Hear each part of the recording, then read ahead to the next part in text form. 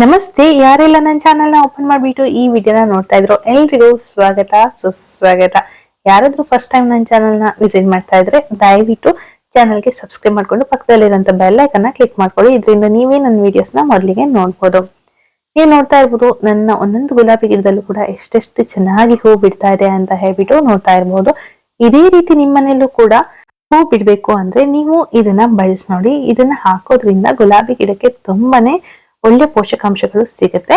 ನೀವು ಇದಲ್ಲದೆ ನಾನು ಪ್ರತಿ ಸಲ ಹೇಳ್ತಾ ಇರ್ತೀನಿ ಬೇರೆ ಬೇರೆ ರೀತಿಯಾದಂತಹ ಗೊಬ್ಬರಗಳನ್ನ ಆ ಗೊಬ್ಬರನ ಕೂಡ ಬಳಸ್ಬೋದು. ಆದ್ರೆ ಈ ಗೊಬ್ಬರದಲ್ಲಿ ಇವತ್ತು ತೋರಿಸ್ತಾ ಇದೀನಲ್ಲ, ಈ ಗೊಬ್ಬರದಲ್ಲಿ ಕೂಡ ತುಂಬಾನೇ ಅಂದ್ರೆ ಗುಲಾಬಿ ಗಿಡಕ್ಕೆ ಬೇಕಾಗಿರುವಂತ ಎಲ್ಲಾ ಅಂಶಗಳು ಕೂಡ ಇದರಲ್ಲಿ ಸಿಗುತ್ತೆ. ನೀವು ಅಟ್ಲೀಸ್ಟ್ ಒಂದು 15 ದಿನಕ್ಕೊಂದ್ಸಲನಾದ್ರೆ ಇದನ್ನ ಬಳಸ್ರಿ, ತುಂಬಾನೇ ಚೆನ್ನಾಗಿ ಹೂ ಬಿಡುತ್ತೆ. ನೀವೇ ನೋಡ್ತಾ ಇರ್ಬೋದು ನಂದ ಒಂದೊಂದು ಗುಲಾಬಿ ಗಿಡದಲ್ಲಿ ಕೂಡ ಎಷ್ಟೆಷ್ಟು ಹೂ ಬಿಡ್ತಾ ಇದೆ, ತುಂಬಾನೇ ಚೆನ್ನಾಗಿ ಹೂ ಬಿಡ್ತಾ ಇದೆ ಅಂತಾನೆ ಹೇಳ್ಬೋದು. ಬನ್ನಿ ಹಾಗಿದ್ರೆ ಇವತ್ತು ನಾನು ಯಾವ್ದನ್ನ ಗುಲಾಬಿ ಗಿಡಕ್ಕೆ ಬಳಸ್ತಾ ಇದೀನಿ ಅಂತ ನಿಮ್ ಜೊತೆಗೆ ಶೇರ್ ಮಾಡ್ತಾ ಇದ್ದೀನಿ. ಈಗ ಇಲ್ಲಿ ತೋರಿಸ್ತಾ ಇದೀನಲ್ಲ, ಈ ಪುಡಿ ಬಂದ್ಬಿಟ್ಟು ಕಾಫಿ ಪುಡಿ.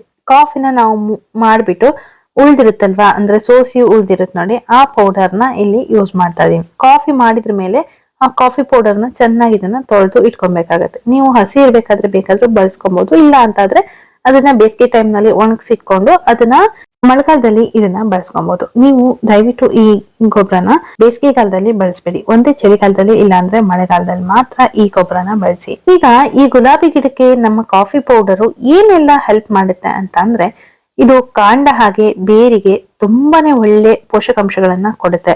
ಕಾಂಡ ಮತ್ತೆ ಬೇರು ತುಂಬಾ ಚೆನ್ನಾಗಿ ಬೆಳೆಯೋದಕ್ಕೆ ಹೆಲ್ಪ್ ಆಗುತ್ತೆ. ಹಾಗೆ ಮಣ್ಣಿನ ಸತ್ವ ಕೂಡ ಇದು ಜಾಸ್ತಿ ಮಾಡುತ್ತೆ. ನಾವು ಯಾವುದೇ ಗೊಬ್ಬರನ ಕೊಡ್ಬೇಕಾದ್ರೆ ಗಿಡಗಳ ಬುಡಗಳನ್ನ ಸ್ವಲ್ಪ ಈ ರೀತಿಯಾಗಿ ಬಿಡಿಸ್ಕೊಂಡು ಅದ್ರ ಮೇಲ್ಗಡೆಗೆ ಈ ರೀತಿ ಯಾವುದೇ ಗೊಬ್ಬರನ ಕೊಡ್ಬೇಕಾದ್ರೆ ಹೀಗೆ ಬಿಡಿಸಿ ಅದ್ರ ಮೇಲೆ ಗೊಬ್ಬರ ಹಾಕಿ ಆಮೇಲೆ ಈ ರೀತಿ ಮಣ್ಣನ್ನ ಮುಚ್ಚ್ರಿ. ಇಲ್ಲ ಅಂತ ಆದ್ರೆ ಸ್ವಲ್ಪ ಬುಡನ ಬಿಡಿಸಿ ಅದ್ರ ಮೇಲೆ ಸ್ವಲ್ಪ ಗೊಬ್ಬರನ ಸ್ಪ್ರೆಡ್ ಮಾಡಿದ್ರು ಸಾಕು, ಮತ್ತೆ ಮಣ್ಣು ಮುಚ್ಚೋ ಅವಶ್ಯಕತೆ ಇರೋದಿಲ್ಲ. ಅಂದ್ರೆ ಕೆಲವು ಟೈಮು ಇಲಿ ಹೆಗ್ಣಗಳೆಲ್ಲ ಇರ್ಬೇಕಾದ್ರೆ ಅದಕ್ಕೋಸ್ಕರನೇ ಅವು ಬರ್ತವೆ. ಅಂದ್ರೆ ಈ ರೀತಿ ಕಿಚನ್ ಐಟಮ್ನೆಲ್ಲ ಹಾಕಿದಾಗ ಅದು ಕೆತ್ಕಿ ಗಿಡಗಳನ್ನ ಹಾಳು ಮಾಡ್ಬೋದು. ಅದಕ್ಕೆ ನಾವು ಮತ್ತೆ ಒಂದ್ ಸ್ವಲ್ಪ ಮಣ್ಣನ್ನ ಮುಚ್ಚೋದು ಬೆಟರ್. ಅಂದ್ರೆ ಪಾಟ್ ನಲ್ಲಿ ಇರುವಂತ ಮಣ್ಣಿನೇ ಹಾಗೆ ಕೆತ್ಬಿಟ್ಟು ಸ್ವಲ್ಪ ಹಾಕಿ ಅದನ್ನೇ ಮುಚ್ಚೋದು ಬೆಟರ್.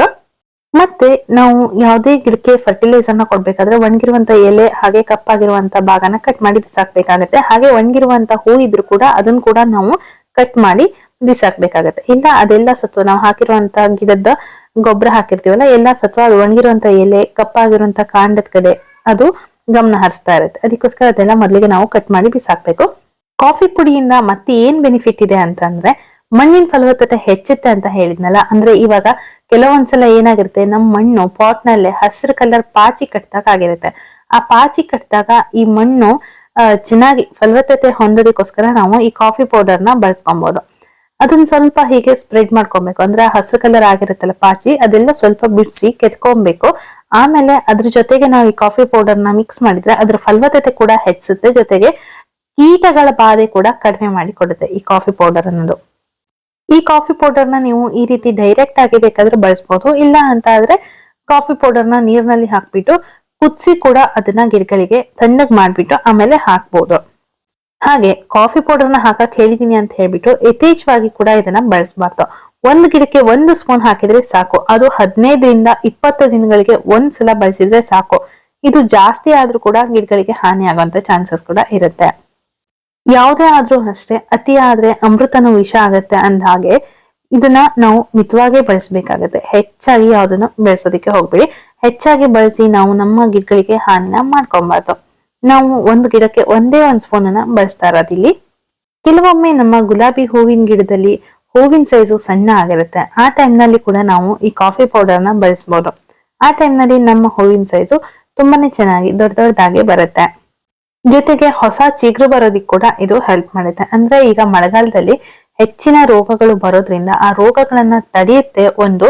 ಹಾಗೆ ರೋಗಗಳು ಬಂದಾಗ ಎಲೆಗಳೆಲ್ಲ ಉದುರಿಸಿ ಹಾಕಿರುತ್ತೆ ಗುಲಾಬಿ ಗಿಡಗಳು. ಅದು ಇವಾಗ ಸರ್ವೇ ಸಾಮಾನ್ಯ, ನಾವು ನೋಡ್ಬೋದು. ಮಳೆ ಜಾಸ್ತಿ ಆಗಿ ಗುಲಾಬಿ ಗಿಡದ ಎಲೆಗಳೆಲ್ಲ ಕೆಳಗೆ ಬಿದ್ದು ಹೋಗಿರುತ್ತೆ. ಅವಾಗ ನಾವು ಈ ಕಾಫಿ ಪೌಡರ್ನ ಬಳಸೋದ್ರಿಂದ ಹೊಸ ಚಿಗುರು ಬರೋದಕ್ಕೆ ಸಹಾಯ ಮಾಡುತ್ತೆ. ನೀವು ಕಾಫಿ ಪುಡಿನ ಮಳೆಗಾಲದಲ್ಲಿ ಬಳಸ್ತಾ ಇದ್ರೆ ಅದಕ್ಕೆ ನೀರು ಸರಿಯಾಗಿ ತಾಗ್ತಾ ಇರುತ್ತೆ, ಓಕೆ. ಆದ್ರೆ ಚಳಿಗಾಲದಲ್ಲಿ ಎಲ್ಲಾದ್ರೂ ಈ ಗೊಬ್ಬರ ಕೊಡೋ ಹಾಗಿದ್ರೆ ನೀರನ್ನ ಸ್ವಲ್ಪ ಜಾಸ್ತಿನೇ ಕೊಡ್ಬೇಕಾಗತ್ತೆ. ಯಾಕೆಂದ್ರೆ ಕಾಫಿ ಪುಡಿ ಸ್ವಲ್ಪ ಹೀಟ್ ಅಲ್ವಾ, ಅದಕ್ಕೋಸ್ಕರ ಗಿಡಗಳಿಗೂ ಕೂಡ ಅದು ಹೀಟ್ ಆಗೋ ಚಾನ್ಸಸ್ ಇರುತ್ತೆ. ಅದಕ್ಕೋಸ್ಕರ ಅದಕ್ಕೆ ಸ್ವಲ್ಪ ನೀರನ್ನ ಯಥೇಚ್ಛವಾಗಿ ಕೊಡ್ಬೇಕಾಗತ್ತೆ. ನೋಡಿದ್ರಲ್ಲ, ನಾವು ಗುಲಾಬಿ ಗಿಡಗಳಿಗೆ ಇದನ್ನ ಬಳಸೋದ್ರಿಂದ ಗುಲಾಬಿ ಗಿಡಕ್ಕೆ ಎಷ್ಟೆಲ್ಲ ಬೆನಿಫಿಟ್ ಇದೆ ಅಂತ ಹೇಳ್ಬಿಟ್ಟು. ನೀವು ಈ ಗೊಬ್ಬರನ ಹಾಕಿ ನೋಡಿ. ಇಷ್ಟೆಲ್ಲ ಬೆನಿಫಿಟ್ ಇರ್ಬೇಕಾದ್ರೆ ಯಾಕೆ ಬಿಡ್ಬೇಕು? ಅದರಲ್ಲೂ ನಮಗೆ ಕಿಚನ್ ನಲ್ಲಿ ಫ್ರೀ ಆಗಿ ಸಿಗುವಂತದ್ದು. ಗುಲಾಬಿ ಗಿಡದ ಕಾಂಡ, ಬೇರು, ಹೊಸ ಚಿಗುರು ಬರೋದಕ್ಕೆ, ಹೊಸ ಹೂವಿನಲ್ಲಿ ದೊಡ್ಡ ಸೈಜ್ ಬರೋದಕ್ಕೆ, ಮಣ್ಣಿನ ಫಲವತ್ತತೆ ಜಾಸ್ತಿ ಆಗೋದಕ್ಕೆ, ಎಲ್ಲದಕ್ಕೂ ಇದು ತುಂಬಾನೇ ಒಳ್ಳೆ ರೀತಿನಲ್ಲಿ ಕೆಲಸ ಮಾಡುವಂತ ಗೊಬ್ಬರ. ಅದಕ್ಕೋಸ್ಕರ ನೀವು ಕೂಡ ಇದನ್ನ ಒಂದ್ಸಲ ಬಳಸಿ ನೋಡಿ. ನಿಮ್ಗೂ ಕೂಡ ಇದು ಇಷ್ಟ ಆಗ್ಬೋದು. ನಿಮ್ ಗುಲಾಬಿ ಗಿಡದಲ್ಲಿ ಕೂಡ ಇದೇ ರೀತಿ ಹೂಗಳು ಕೂಡ ನೀವು ಪಡಿಬಹುದು. ನೋಡಿದ್ರಲ್ಲ, ಇವತ್ತಿನ ವಿಡಿಯೋ ನಿಮ್ಗೆ ಖಂಡಿತವಾಗ್ಲೂ ಯೂಸ್ ಆಗಿದೆ ಅಂತ ಅನ್ಕೊಳ್ತಾ ಇದೀನಿ. ವಿಡಿಯೋ ಸ್ವಲ್ಪನಾದ್ರೂ ಯೂಸ್ ಆಗಿದ್ರೆ ಒಂದೇ ಒಂದು ಲೈಕ್ ಮಾಡ್ತೀರಾ, ಹಾಗೆ ಹೆಚ್ಚಿನ ದಿನಕ್ಕೆ ಇದನ್ನ ಶೇರ್ ಮಾಡ್ತೀರಾ ಅನ್ಕೊಳ್ತಾ ಇದೀನಿ. ಜೊತೆಗೆ ಯಾರಾದ್ರೂ ಸಬ್ಸ್ಕ್ರೈಬ್ ಆಗದೆ ಹೊಸಬ್ರು ನೋಡ್ತಾ ಇದ್ರೆ ದಯವಿಟ್ಟು ಚಾನಲ್ಗೆ ಸಬ್ಸ್ಕ್ರೈಬ್ ಮಾಡ್ಕೊಂಡು ಪಕ್ಕದಲ್ಲಿರೋಂಥ ಬೆಲ್ ಐಕಾನ್ ಟನ್ ಅಂತ ಬಾರಿಸಿ. ಇದರಿಂದ ನಾನು ಹಾಕೋ ವಿಡಿಯೋಸ್ ಎಲ್ಲ ನೋಟಿಫಿಕೇಶನ್ ನಿಮಗೆ ಮೊದಲಿಗೆ ಬರುತ್ತೆ, ನೀವೇ ಮೊದಲಿಗೆ ನೋಡ್ಬೋದು. ಸರಿ, ಹಾಗಿದ್ರೆ ಮತ್ತೆ ಯಾವ್ದಾದ್ರು ಹೊಸ ಯೂಸ್ಫುಲ್ ವಿಡಿಯೋ ಜೊತೆಗೆ ಬರ್ತೀನಿ. ಅಲ್ಲಿವರೆಗೂ love you all, bye bye.